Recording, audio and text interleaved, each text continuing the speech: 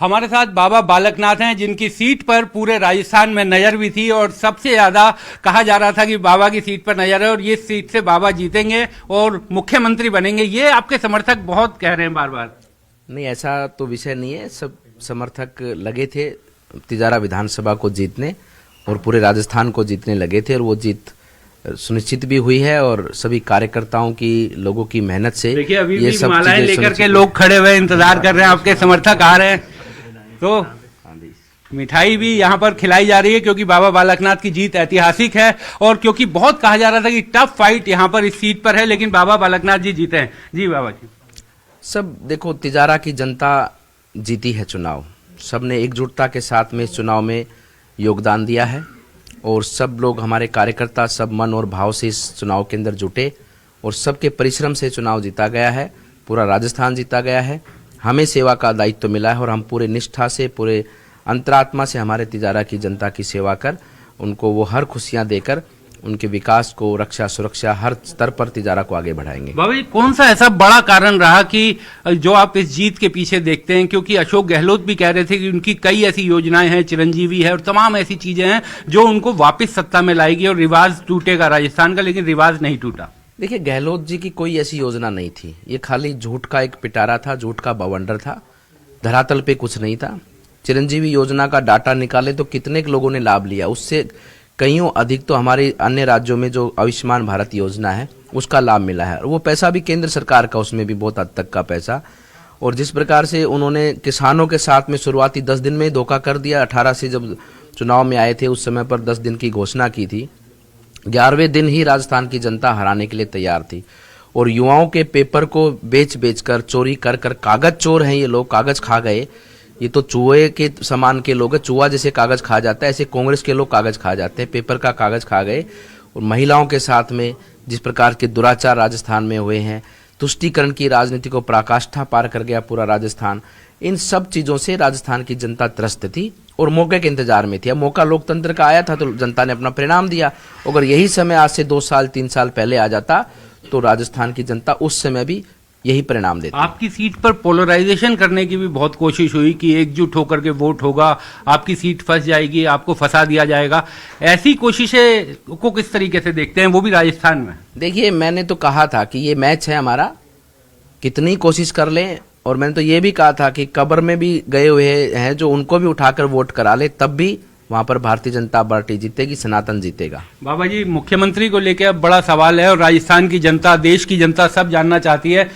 मैं वहां पीछे फोटो अगर मेरे कैमरामैन साथी दिखा सकें तो उत्तर प्रदेश के मुख्यमंत्री योगी जी की फोटो भी वहां पर लगी हुई है और योगी जी को आप भी बहुत मानते हैं, वो भी आपसे बहुत प्रेम करते हैं, आपके प्रचार में भी आए थे। तो आपने ये कहा लोग आपको सीएम के तौर पर देखना चाहते हैं। देखिए, लोगों की और बाबा की बहुत कृपा है, गुरु महाराज की, कि ये जीवन में इतनी बड़ी सेवा करने का अवसर मिल रहा है। हम सेवा करना जानते हैं और पार्टी की सेवा में लगे हैं। ये विषय, ये सब चीज़ें हमारे माननीय प्रधानमंत्री जी के, आज प्रधानमंत्री जी के नेतृत्व में पूरा देश है। आज एक एक कार्यकर्ता, एक एक मंत्री, एक एक एमएलए, सांसद और मुख्यमंत्री, सबके सब माननीय प्रधानमंत्री जी के मार्गदर्शन पर, उनके पद चिन्हों को पहचान कर ही आगे बढ़ रहे हैं और उन्हीं के पीछे पीछे चलकर देश को आगे बढ़ाने में उनका सहयोग कर रहे हैं। बाबा जी, इस चुनाव में कन्हैया लाल का मामला भी उठा। चुनाव से पहले दर्दनाक घटना हुई थी, प्रधानमंत्री ने भी इसका जिक्र किया था। इस घटना के को किस तरीके से आप देखते हैं जो उस राज्य में हुई थी और क्या इसमें अब अंतिम न्याय तक पहुंचेंगे? बिल्कुल पहुंचेंगे। कन्हैया हैं और हमारी माताएं बहनें जिनके साथ में दुराचार हुआ है, हर एक को नागरिक, फिरौतियां मांगी गई राजस्थान के अंदर, लोगों का सरेआम कत्ल हुआ है, मर्डर हुए हैं राजस्थान में, गैंगवार आपस में हुई है। इन सब चीज़ों का अब जनता को न्याय मिलेगा और ये जितने भी गैंगस्टर राजस्थान में हैं, आप देखेंगे कि अब आपको ढूंढने से भी राजस्थान में मिलेंगे नहीं, क्योंकि इनका एक राज्य सुना है कि तेलंगाना में भी सरकार इनकी आ गई, तो कर्नाटक, तेलंगाना, ये सब लोग वहाँ भागेंगे अब, क्योंकि ये सब कांग्रेस के ही बिरादरी के लोग हैं। इनके पीछे पीछे भागते जहाँ जहाँ ये लोग जाते हैं। तो अब कुछ भी राजस्थान में नहीं होगा। ऐसी कोई घटना करेगा राजस्थान में तो कानून का भरपूर उपयोग किया जाएगा। एक बस अंतिम सवाल, कुछ लोग ये कह रहे हैं जब से आपने तीनों राज्य जीती है बीजेपी और तेलंगाना कांग्रेस जीती है, एक नॉर्थ और साउथ डिवाइड की बात करने लगे हैं देश में कि उत्तर अलग तरीके से वोट कर रहा है, दक्षिण अलग तरीके से वोट कर रहा है, और उत्तर के लोगों की राजनीतिक समझ पर भी सवाल उठा रहे हैं कुछ लोग। नहीं, ऐसा कुछ नहीं है, ऐसा कुछ विषय नहीं है। वहां भी भारतीय जनता पार्टी लगातार अपनी सीटों को बढ़ा रही है, क्योंकि भारतीय जनता पार्टी पहुंच रही है लोगों तक, और पिछली बार से बढ़कर हमारे परिणाम इस बार वहां पर भी आए हैं तेलंगाना के अंदर, और आगे और सीटें भी बढ़ी हैं, सीटें बढ़ी हैं ना, वही तो कह रहा हूँ, सीटें भी बढ़ी हैं, वोट परसेंटेज भी बढ़ा है। आगे चलकर और भी बहुत बेहतर परिणाम आएंगे, और वहां की जनता तक भी आज माननीय प्रधानमंत्री जी, वहां पर भी माननीय प्रधानमंत्री जी कितनी लोकप्रियता है। जब वहां जाते हैं तो पूरे रास्ते जाम हो जाते हैं, लोग सड़कों पर आ जाते हैं, घरों से बाहर निकल जाते हैं, छतों पर चढ़ जाते हैं। आज प्रधानमंत्री उत्तर से दक्षिण, पूर्व से पश्चिम, हर दिशा में माननीय प्रधानमंत्री जी के फॉलोवर्स, उनके सब लोग उनको चाहते हैं, और पूरी दुनिया चाहती है उनको।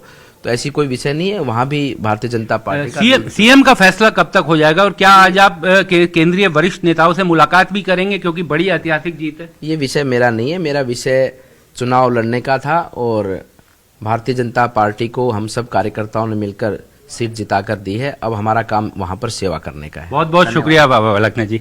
ये थे बाबा बालकनाथ। निश्चित तौर पर राजस्थान में जो जीत मिली है उसमें बाबा जी का एक बड़ा योगदान है, और सीएम पद के दावेदारों में भी उनको बताया जा रहा है।